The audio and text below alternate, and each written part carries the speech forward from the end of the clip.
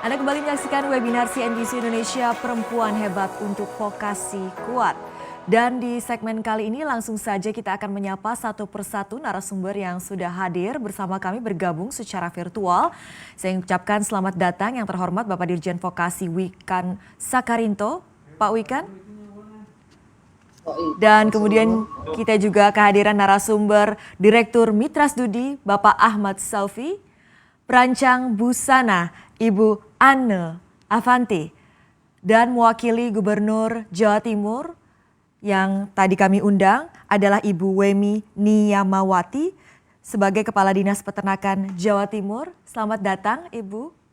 Dan juga bergabung bersama kami Anne Patricia, Vice CEO Penn Brothers.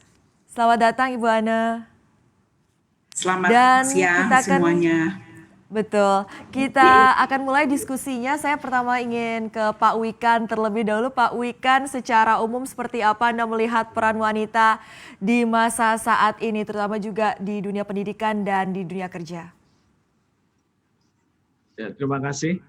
Pertama-tama kami ucapkan selamat Hari Ibu untuk seluruh wanita hebat di Indonesia, di dunia, terutama untuk ibu saya dan istri saya tentunya, tetapi juga merupakan keutamaan ucapan ini kepada seluruh wanita hebat di Indonesia. Selamat Hari Ibu, luar biasa sekali pada kesempatan hari ini Pak Saufi menggelar acara ini karena kami sebenarnya sangat merasakan sekali ketika kami diembankan untuk mengembangkan pendidikan vokasi yang kelak untuk menghasilkan SDM unggul, SDM kompeten yang sesuai dengan kebutuhan dunia kerja, dunia industri, dan dunia entrepreneurship di masa kini dan masa depan, maka bonus demografi ini jangan hanya dimaknai dominasi atau keutamaan hanya untuk pria. Ya. Karena sebenarnya wanita atau sosok wanita ini memiliki kecirian yang sebenarnya sangat menarik sekali, sangat powerful sebenarnya. Cenderung lebih tangguh, kemudian mampu multitasking, sudah terbukti sebagai ibu, sebagai istri, dan juga memanage tim di lapangan, itu kan multitasking ya. Kemudian yang ketiga, persistensi serta kedisiplinan atau ketelitian. Aspek inilah yang sebenarnya sangat menarik sekali kalau dunia vokasi, dunia yang penuh praktikal, dunia yang harus menghasilkan real product, dunia kreatif untuk menghasilkan hal-hal yang nyata. Karakter wanita ini sangat baik sekali dan sangat relevan sekali, sehingga bonus demografi Indonesia ini benar-benar menjadi satu holistical demographic bonus yang terdiri dari kekuatan pria dan wanita dengan segala keunggulannya akan saling mengisi, dan Indonesia tentunya akan mendapatkan benar-benar bonus dari kehebatan pria dan wanita ini. Sekali lagi selamat Hari Ibu, sehat untuk seluruh wanita Indonesia hebat yang saya banggakan. Terima kasih. Terima kasih Pak Wikan. Saya akan ke Ibu Anne Avanti terlebih dahulu. Tadi dikatakan oleh Pak Wikan ini perempuan mempunyai banyak sekali kelebihan, multitasking, tangguh, ada ketelitian juga di situ, komplit ya. Seperti apa Ibu Anne Avanti sendiri melihat peran perempuan di masa sekarang ini, terutama kita berbicara di Hari Ibu. Silakan Ibu Anne.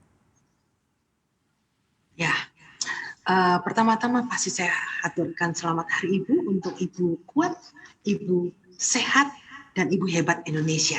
Selamat Hari Ibu juga untuk Bapak Ibu sekalian yang berada di tempat ini. Salam hormat senantiasa dan semoga hadirnya saya memberkati. Bagi saya, apa yang saya ucapkan adalah sebuah kesaksian yang hidup. True story tentu sangat lebih memiliki sebuah kekuatan yang benar-benar bisa memberikan gambaran yang nyata bagi setiap orang yang saat ini merasakan bahwa banyak teori, tetapi ternyata mungkin banyak orang yang tidak mampu untuk belajar secara teoritis. Tepatnya adalah saya secara pribadi. Pendidikan saya terakhir adalah SMP. Saya tidak pernah mengenyam bangku pendidikan lain, tidak pernah kuliah tidak juga pernah mengenyam pendidikan secara khusus di bidang fashion, dan juga saya sama sekali tidak pernah melakukan apapun ke luar negeri dalam arti kata jelek juga enggak. Kemudian tidak banyak acara yang berhubungan dengan pemahaman-pemahaman untuk pendidikan yang sifatnya adalah vokasi yang menunjang penguasaan keahlian tertentu. Saya mungkin salah satu perempuan yang beruntung di Indonesia. Tidak banyak orang yang beruntung memiliki keahlian yang diberikan karena seorang ibu yang peka. Ibu saya peka terhadap pendidikan anaknya yang cuma SMP. Ibu saya tidak pernah mengatakan bahwa kalau kamu SMP sekolahmu berarti kamu itu bodoh. Dan saya merasa sekali pada zaman dulu, kalau orang yang senang nyanyi, senang gambar, senang baca puisi, ya, kemudian itu termasuk anak yang bodoh. Nah, oleh karena itu dari dulu keinginan saya itu satu. Saya bicara pada ibu saya, Mami, aku kepengen menjadi orang populer. Maka kalau anak Avanti sering dikatakan anak Avanti mencari popularitas, itu adalah cita-cita saya. Saya ingin populer untuk dapat menginspirasi banyak orang, untuk dapat didengar, untuk dapat dilihat bahwa perempuan itu adalah bagaimana awalnya adalah tangan seorang ibu yang mengarahkan. Maka kalau ibu terlambat untuk mengarahkan anak-anaknya untuk mendapatkan sebuah talenta, bakat, itu anak-anak ini seperti berjalan di dalam kegelapan. Dan ibu menjadi lilin harusnya yang menerangi. Maka banyak ibu yang sekolah terus sampai tinggi, kemudian merasakan anak-anaknya sudah sekolah di luar negeri, atau mungkin anak-anaknya sekolah tinggi, itu pun seorang ibu tidak bisa tidak hadir dalam setiap hati bagi anak-anaknya, bahwa bahasa hati ibu, bakat ibu, dan juga kepandaian ibu itu adalah DNA kreatif yang menurun. Maka ibu saya hanya seorang ibu rumah tangga yang pinter kreasi, bisa jahit, itu menurun kepada saya, sehingga sampai saat ini saya dapat mengembangkan bisnis saya secara alami, membangun brand Ana Avanti dalam personal branding yang nggak pernah saya mengerti apa itu, tetapi saya yakin bermanfaat. Oleh karena itu, bagi saya tidak terlambat di saat pandemi COVID-19 ini, kita melihat perempuan-perempuan tangguh mengalahkan perempuan-perempuan pintar. Karena perempuan-perempuan tangguh itu adalah perempuan yang bermental baja. Saya sekarang bikin sambal, masak, bikin apa saja, kemudian bisa membangun banyak sektor industri kecil yang kemudian saya bangun dengan mengandalkan sebuah brand, personal branding ini. Semua dilabelin Ana Avanti, dilabelin Ana Avanti. Orang suka atau tidak suka menjadi tidak penting buat saya, tetapi yang terpenting adalah bagaimana hasil dari personal branding itu. Ketika sebuah nama, banyak orang ingin hidup biasa-biasa saja. Menganggap orang yang hidup luar biasa itu pamer atau pencitraan.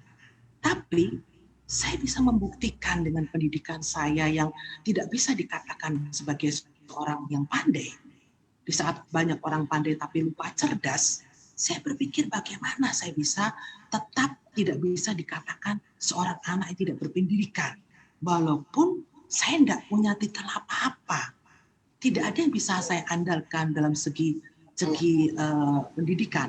Tetapi berkarya, wanita yang berkarya dengan cemerlang adalah perempuan yang menyadari kemampuan diri ini bisa apa, lalu kita bagikan, bisa kita bagikan melalui apa, tentang cara bicara, tentang bahasa tubuh, tentang mengatakan hal-hal yang baik, sehingga pencitraan itu menjadi sesuatu hal yang penting ketika kita melihat dari cara sudut pandang yang berbeda. Nah, orang-orang yang sejak kemarin-kemarin itu mungkin sudah membangun sebuah personal branding saat ini tidak terlalu kesulitan karena segala-galanya dibanderol dengan nama Anne Avanti. Mungkin dulu orang menganggap itu sebuah pencitraan, itu mungkin sebuah sesuatu yang pamer, atau itu sebuah sesuatu yang menonjolkan diri. Tapi apa salahnya seseorang yang menonjol? Di Indonesia harus banyak perempuan yang melakukan hal-hal sederhana dengan luar biasa. Banyak orang ingin hidup biasa-biasa saja, aku nggak mau. Bagi saya, hidup itu cuma satu kali Tuhan menciptakan manusia. Bagaimana saya harus luar biasa. Maka saya ingin dalam saat seperti ini, kita perempuan-perempuan Indonesia, khususnya ibu-ibu, jangan mengharu biru karena single parent. Single parent itu sesuatu hal yang mulia. Jangan terlalu menganggap bekerja dari jam 3 pagi itu pekerjaan yang sulit, sehingga skala hati ini bisa menempati ruang pikir perempuan dan ibu Indonesia itu selalu kuat. Terima kasih. Oke, betul sekali Ibu Anne, wanita yang berkarya dengan cemerlang tadi disampaikan oleh Ibu Anne Avanti. Saya sekarang ke Ibu Anne Patricia Sutanto yang ini berkarir di korporasi, menjadi pemimpin juga di sebuah korporasi sebagai Vice CEO Penn Brothers. Ibu Anne, seperti apa Anda melihat peran wanita yang semakin hari ini semakin menonjol dan memegang posisi-posisi strategis? Silahkan Bu Anne. Kalau saya selalu memikirkan 3 hal penting ya. Yang pertama adalah saya tahu kodrat saya adalah wanita. Kebetulan memang saya seorang istri dan juga seorang ibu dari 2 anak. Ibu saya itu selalu ngomong bahwa kamu ini wanita timur, tapi bukan berarti kamu nggak bisa berkarya. Ya, jadi memang kelihatannya saya kalau di luar nih seperti kayak macan, tapi kalau di dalam rumah saya kayak kucing. Jadi anak saya dan suami saya sayang sama saya. Jadi menurut saya we can be very all out. I do agree dengan Ibu Anne Avanti, my seniors.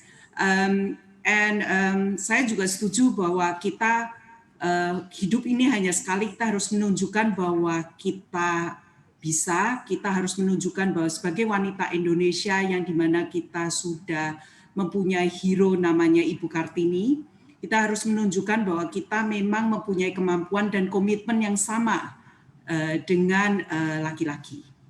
That's satu. Yang kedua, kodrat ya. Yang kedua adalah seorang wanita pada saat kita ini mempunyai pilihan, kita perlu mempunyai suatu komitmen yang nyata, jangan komat kamit.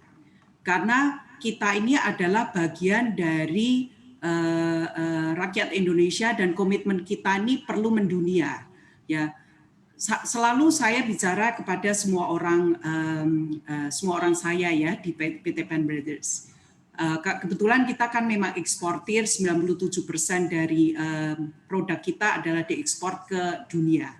Ya, kebetulan yang saya pakai ini juga produknya Penn Brothers. Ya, saya selalu ngomong bahwa kalau kita cinta Indonesia, kita harus menunjukkan bahwa made in Indonesia itu benar-benar at par dengan seluruh dunia. Mau itu negara maju, mau itu negara kurang maju, kita at par. Jadi secara kualitas, secara price kita harus kompetitif. Dan wanita adalah bagian dari perjuangan mencintai Indonesia. That I believe too. Yang ketiga yang saya mau sampaikan bahwa saya ingin bahwa kita sesama wanita perlu saling menginspirasi dan memberikan yang terbaik untuk Indonesia yang kita cintai, dan saya ingin bahwa generasi selanjutnya, anak-anak kita, cucu-cucu kita bangga menjadi perempuan-perempuan Indonesia, karena selalu saya testimoni dan testify di seluruh dunia bahwa the country that I was born to, the country that I have grown into, dan di mana saya berkarir, itu tidak pernah membedakan antara wanita dan laki-laki. Kebetulan pathway-nya saya memang nggak selalu smooth, tapi saya merasa bahwa di Indonesia ini antara laki-laki dan perempuan kita memang setara. Ya, partner-partner saya rata-rata laki-laki dan mereka menghargai perempuan. Dan di Penn Brothers sendiri kebetulan gender equality is part of it. Memang kebetulan kita garment, tapi gender equality doesn't mean everything has to be women. It's equal between men and women. Jadi di operator level dulu 90% kita banyak wanita, sekarang kita 65% wanita, 35% laki-laki. Di level middle management dulu 70% kita laki-laki, 30% perempuan, sekarang 51% perempuan, 49% adalah laki-laki. Dan di level board of directors kita 50-50 dan kita equal rights, equal say. Ya, so it's being saya bangga sebagai wanita Indonesia karena ternyata laki-laki di Indonesia ini benar-benar menghargai, walk the talk. And kita harus show to the world bahwa the Indonesians can actually go hand to hand between men and women. And kita tetap bisa berkeluarga yang harmonis, kita bisa bersosialisasi yang baik dengan sesama wanita. So kita sebagai wanita perlu menginspirasi sesama kita untuk berani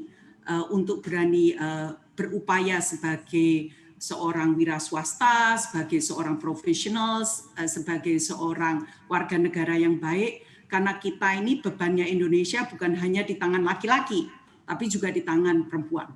And we are equal on that regards. Jadi jangan cuma kita mau enaknya sendiri gitu loh, kita perlu juga komitmen yang sama.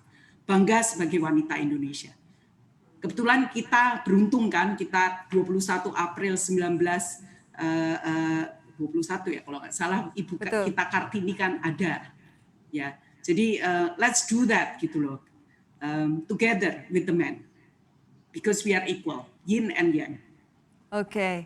Bangga menjadi perempuan Indonesia, menjadi wanita Indonesia, dan kita juga bangga ada perempuan yang duduk di pemerintahan. Ini salah satunya di Jawa Timur. Kita sapa Ibu Wemi Niyamawati, Kepala Dinas Peternakan Jawa Timur. Ibu, seperti apa Bu melihat peran Ibu sebagai seorang perempuan yang bertugas di pemerintahan? Terima kasih. Assalamualaikum warahmatullahi wabarakatuh. Yang pertama kami sampaikan terima kasih kepada Bapak yang tadi menyampaikan selamat Hari Ibu kepada kita semuanya sebagai ibu. Jadi kita harus sehat, kuat, dan tangguh. Jadi tidak situasi COVID-19 ini tidak hanya ibu saja yang harus sehat dan kuat, bapak-bapak dan masyarakat Jawa Timur dan seluruh Indonesia harus sehat dan kuat. Jadi harus tetap semangat.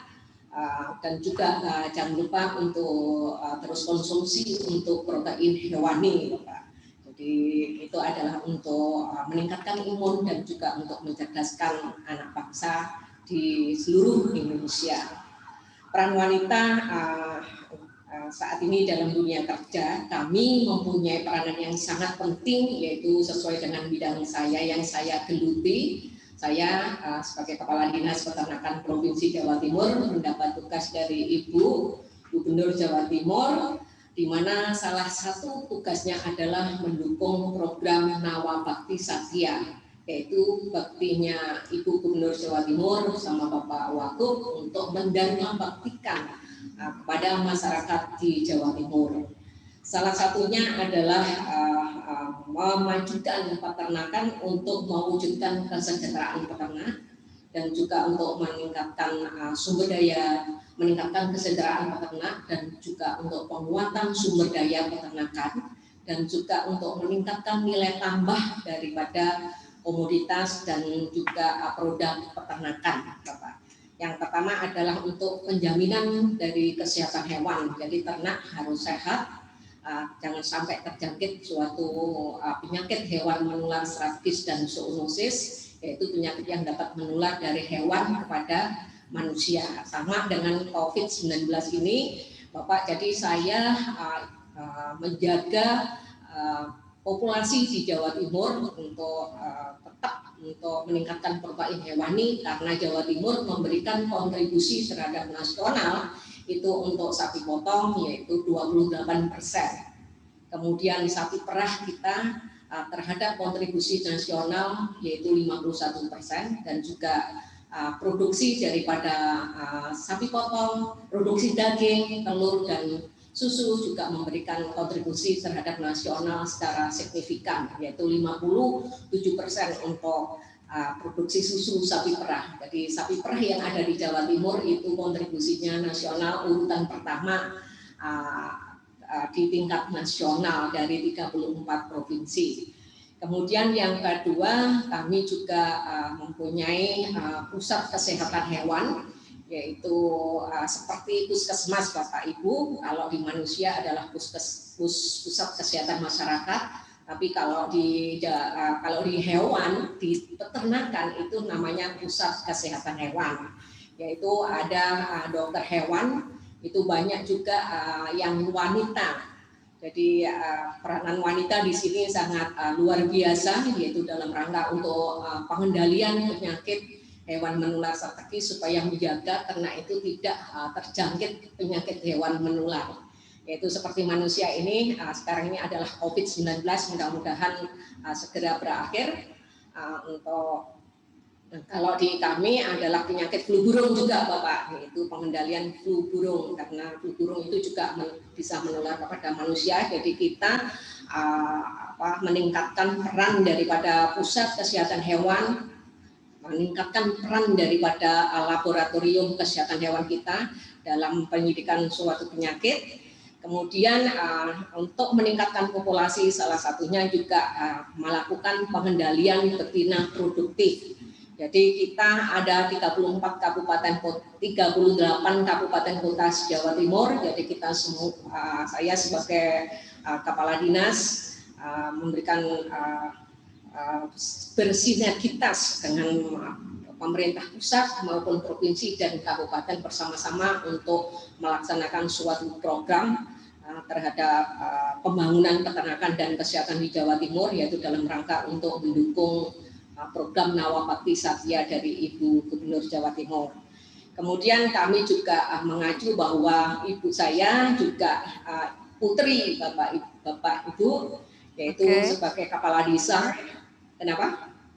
Kepala desa selama 24 tahun, yaitu tahun 67 sampai 91, mempunyai peranan di dalam pembangunan desa yang ada di Kabupaten Mojokerto. Jadi bisa memajukan masyarakatnya untuk beternak. Jadi di situ perekonomian di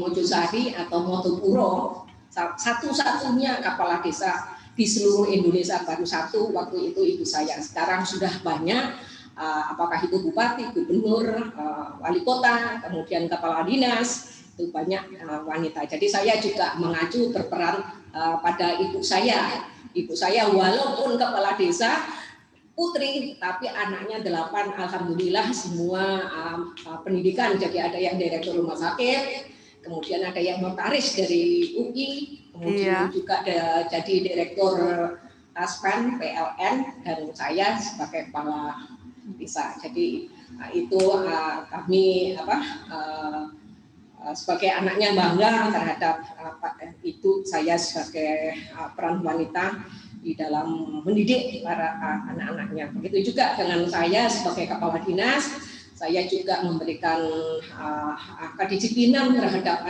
staf saya sebanyak 500 supaya bisa membangun peternakan dan kesehatan hewan yang ada di Jawa Timur.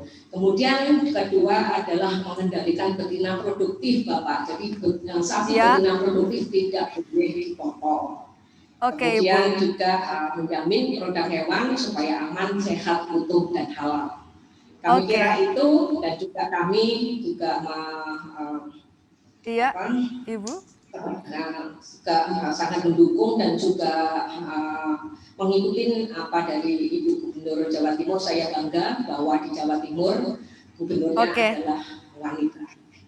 Iya, Ibu Wemi, kita akan lanjutkan lagi. Sementara ini kita akan berikan kesempatan juga untuk Pak Ahmad Saufi selaku Direktur Mitra Studi. Nanti kita akan simak seperti apa pendapat dari Pak Saufi usai jeda. Diskusinya tentu saja semakin menarik, tapi kami harus break dulu. Jangan kemana-mana, kami akan lanjutkan webinar ini usai jeda. Tetaplah bersama kami di Perempuan Hebat untuk Vokasi Kuat.